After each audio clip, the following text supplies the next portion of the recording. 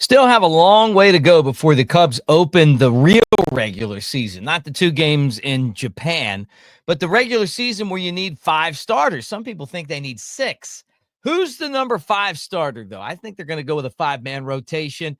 Feels like Colin Rea is right now the guy that's leading the pack. Want to talk about that race. Matt Shaw made his Cactus League debut, and Pete Rose could be in the Hall of Fame sooner than later, at least eligible for it. I'm going to give you my thoughts on Pete, and I'm going to kind of reflect on something that Ryan Sandberg told me about the Hit King that kind of changed my perspective on him as not only the president, but also Major League Baseball had a statement on the late all-time hits leader. All of that right here on the Cubs Baseball channel. Like, subscribe, thumbs up. Go Cubs, go Cubs, go Cubs. Fly to W. Go Cubs.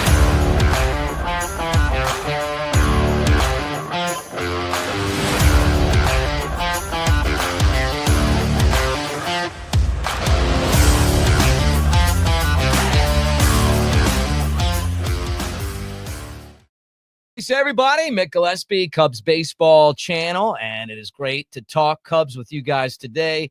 At Broadcaster Mick on X, on the socials. It's great to see all of you guys, and some of you pop up on Instagram, on Facebook, all that stuff, Twitter or X or whatever I guess I should call it X. But thank you. Thank you for being part of what we do every day. And I tell you guys, been a Cubs fan forever, worked for the Cubs for a long time. And I'm doing this channel the way I'm doing it because I want to be able to tell you my opinions and not have somebody else stand over my shoulder and basically influence what I'm saying and dilute what I feel like the truth is. And I'm telling you the truth on a daily basis. So at least it's my truth. I don't know if I'm right, but I'm going to tell you guys exactly what I'm thinking. Now, let's start with the 5th starter spot, right? We'll start with that starter spot. It feels like to me, Colin Rea is the guy that's taking the lead for the 5th starter job. Now, there's a few reasons why I feel like that. And I'm going to say the first one is that I feel like Colin Rea's actually pitched really well. I think that he is kind of starting to get locked in. You know that he was with Milwaukee a couple of seasons working with Craig Counsell. He was 12-6 with a 4.29 ERA last year. So he did well. Look, 12-6 for a 5th starter gives you a chance to win. He signed a $5 million 1-year contract. He's got an option for 26. And I feel like with Javier Assad dealing with injuries, that left oblique strain, that it puts Colin Rea right there in the mix to be the 5th starter. I think like if I'm handicapping coming in, I'm going, well, if Javier Assad is healthy, not dealing with an oblique strain, that's probably going to be a really tight battle. And I love Javi. I just do. I feel like he is a tough competitor. I like the way that he always seems to figure out a way to get outs, old school type guy, but he's got the oblique strain and he's not going to be ready by opening day. And Craig Counsell's already kind of hinting at that. So take him out of the mix. And if you take Javier Assad out of the mix, all of a sudden you start to look at the picture and it feels like it's going to be Colin Rea. Now, you got Jordan Wicks, left-hander, really good pitcher, dealt with injuries last year. Wicks would be a great option if he's healthy to be the 5th starter. Ben Brown, we talked about him a couple of shows ago. The guy almost threw a no-hitter last year, but dealt with the neck injury. He's been out. Brad Keller, Chris Flexen. Remember Flexen was with the White Sox. He looked good at times, but got lit up a lot. I don't think either one of those two guys are really in the mix. I feel like it's honestly with Assad out, I'm looking at it. Wicks, possibly Brown. I think they're going to want to work Brown back slowly. Wicks has proved that he could be a starter in the big leagues. But I feel like that, Rea gives the Cubs probably their best chance to going into the season to feel comfortable about the rotation. And then I feel like Wicks kind of could slide into that long relief role, be that 6th guy. Some people have said, well, what about the Cubs doing a 6-man rotation? I heard Jed Hoyer talking about that, and he's like, yeah, you do that, and then all of a sudden you're talking about one less guy out of the bullpen. So if you did a 6-man rotation, maybe you do that just to skip someone every once in a while. And we saw that with Imanaga last year, right? He was rolling, and like rain out. We're going to skip him, whatever, and they're going to do that, and that's kind of the way that baseball is run now. Almost like load management, like they do in basketball. But I don't think you're going to have a true 6-man rotation. I could see someone that's stretched out a little bit and gets a start and maybe goes 5 innings at the most, and then someone jumps in. So, that's kind of where I see it right now.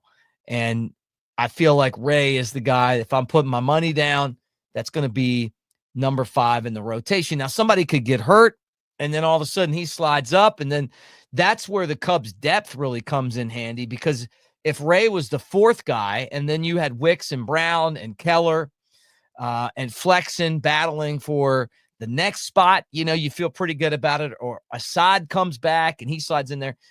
The Cubs don't have a problem having too much depth. It's the opposite of that. And you guys know you can't have enough pitching. And I don't know how many times I've heard people say that. I remember Theo Epstein saying, hey, you got to have 8, 9 starters. And the Cubs really honestly do right now. So hopefully their health continues to hold up. There's a really intense battle, and the rotation is solid going into opening day when the Cubs play the Diamondbacks. Now, we saw Matt Shaw for the first time in a game. He went 0 for 3 at the plate, but he said he's 100% healthy. He's coming back from his oblique injury. I still don't feel 100% comfortable penciling Matt Shaw in as the third baseman every single day. And then when you talk about, some of the other options that the Cubs have, you don't feel really good about those either. Could the Cubs go out and make a deal to add someone? I don't know.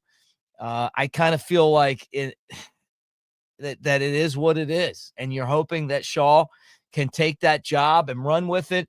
Is, Justin Turner taking ground balls at third base a true option? John Birdie, is he someone? So we'll find out. But I mean, at the end of the day, it's Matt Shaw's job to win or lose. He's to some people the Cubs' top prospect, and it was good to see him back in action. Now, the other question is he going to be ready for Japan? He's got a week to do it, and coming back from an oblique injury, they're probably going to take some time. Hey, he played a game, take off, play another game, see how it because you don't want him to get hurt and him to be out for an extended time. I'm still not convinced he's going to play. I think that eventually it's going to turn out like Nico, where he backs out, and, Gage Workman could be maybe the guy that the Cubs put in that spot. Because if Workman isn't on the 26-man roster, then the Cubs have to send him back to the Tigers. And from all the things I'm hearing, they really like the guy, but is he ready to be a big leaguer? And then maybe he's Matt Shaw's true backup. Now, the final thing I want to talk about is this, and this is a hot topic, and I've talked about this before, and you guys get pretty intense when I talk about it, but I feel like this is something that is interesting to me. On Friday, the president of the United States made a proclamation basically saying that he would pardon Pete Rose. and then if that wasn't enough, right, for President Trump to say that, MLB Commissioner Rob Manfred is reportedly, according to The Athletic, and that's what we're looking at right now, considering a petition filed by the family of Pete Rose to have him reinstated to the league's eligible list. So I'm going to tell you my take on this. And I know that this is a hot topic, and I know that Pete Rose cheated, and I know that we hated him being that he was a Red. And even when he was on Fox the year we won the World Series, it wasn't until the Cubs won the World Series that he was like, okay, they won the World Series. But it was so nice being like, well, I could never say that the Cubs were going to win because they never did, but they finally did, I liked Pete Rose. I knew Pete Rose, and I enjoyed talking to him when I was around him. He was a really smart guy. Saw him a couple of years ago, and he was still quick and entertaining. I know all of the baggage that he brings, but you know what? I also have a hard time believing that Shohei Ohtani's interpreter is the guy that bet it, $17 million. Okay. I'm just going to tell you that. Now, that's my opinion, but I'm not sold on the interpreter being in jail for 4 years and he just got into Ohtani's bank account. No one knew about it, right? Pete Rose paid a tremendous price for betting on baseball. And we watched him from the outside looking in for years. And then all of a sudden you have a whole team of guys beating on trash cans and using electronics to cheat and win the World Series. I heard that it's way more than just those Astros. Who knows? They got caught. And I find that way more offensive than a guy betting on his team, but they're both bad, right? None of those players got punished. Should he have signed a lifetime ban? No. Should he have admitted he was wrong in the first place? Yes. Did he make a lot of mistakes? Yes. But is he a Hall of Famer? Hell yeah. He's got more hits than anybody else. I remember watching him as a kid. The way that he played the game every day was what made people like me fall in love with baseball. Sliding head first in the third. Look, I'm going to show you guys something. Look at that right there. See that? That's me playing baseball, sliding in the third, not knowing that there was glass under the base, and cut my wrist open.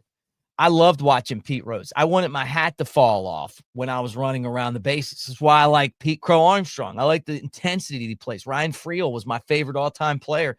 And how many of you guys even remember him? But he played the game like every game was his last game. Okay? And Pete Rose did that for an entire career. Maybe he didn't have the most talent, but he had the most heart. And I'm still dead set against, the steroids guys being in the Hall of Fame and all that stuff. And I know that what Pete Rose did was wrong. And I know that if you bet on baseball and you tangle with the integrity of the game, that's bad too. But Ryne Sandberg, Rhino, went to the Hall of Fame, came back. I interviewed him.